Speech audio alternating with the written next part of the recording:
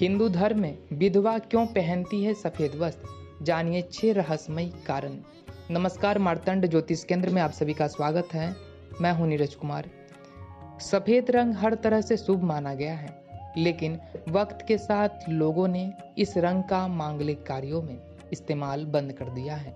हालांकि प्राचीन काल में सभी तरह के मांगलिक कार्यों में इस रंग के वस्त्र का उपयोग होता था। पुरोहित वर्ग इसी तरह के वस्त्र पहनकर यज्ञ करते थे। सच तो यह है कि सफेद रंग सभी रंगों में अधिक शुभ माना गया है। इसीलिए कहते हैं कि लक्ष्मी हमेशा सफेद कपड़ों में निवास करती है। 20 से 25 वर्ष पहले तक लाल जोड़े में सजी दुल्हन को सफेद ओढ़नी ओढ़ाई जाती थी।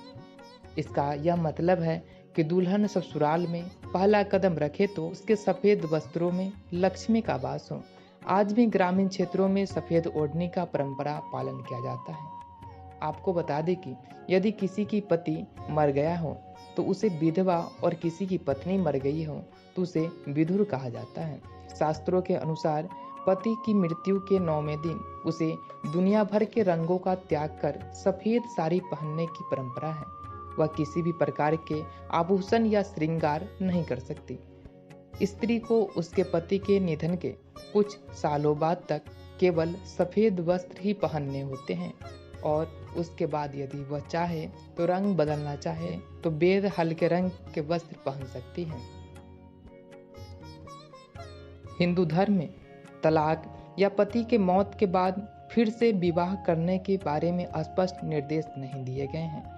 हिंदू धर्मानुसार विवाह को बहुत ही महत्वपूर्ण विषय मानकर बताया गया है। विवाह कब, किससे और कैसे करें? विवाह सोच समझ कर करें।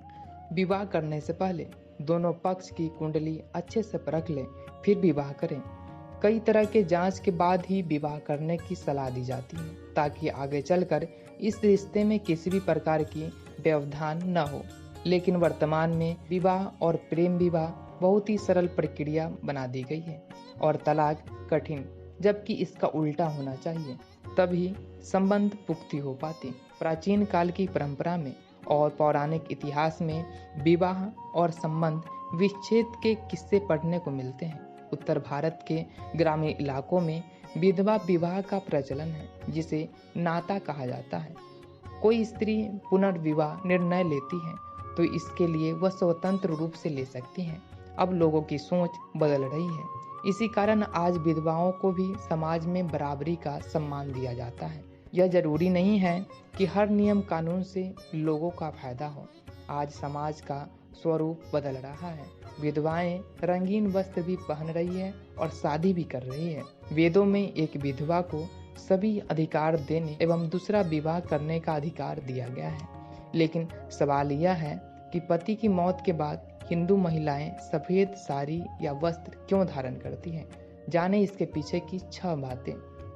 पहला है, दरअसल सफेद रंग को रंगों की अनुपस्थिति वाला रंग माना जाता है, अर्थात जिसके जीवन में कोई रंग नहीं रहे।